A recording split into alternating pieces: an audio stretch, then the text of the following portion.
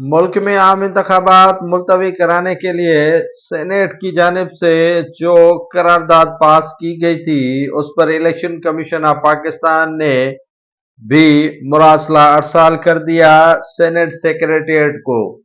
مراسلے میں کہا گیا ہے کہ سوری معذرت خواہ ہیں کہ عام انتخابات نہ ڈیلے کر سکتے ہیں نہ ملتوی کر سکتے ہیں۔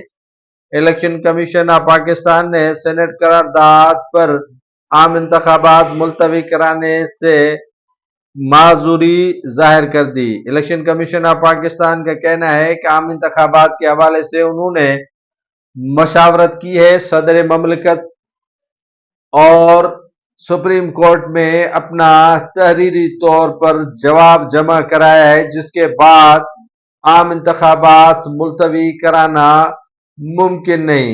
عام انتخابات 8 فروری کو ہی ہوں گے۔ نگران حکومت کو سیکورٹی کے معاملات پر آگاہ کیا ہے اور انہیں معاملات سیکورٹی کے ٹھیک کرنے کا بھی کہہ دیا ہے، جس کے بعد عام انتخابات 8 فروری کو ہوں گے۔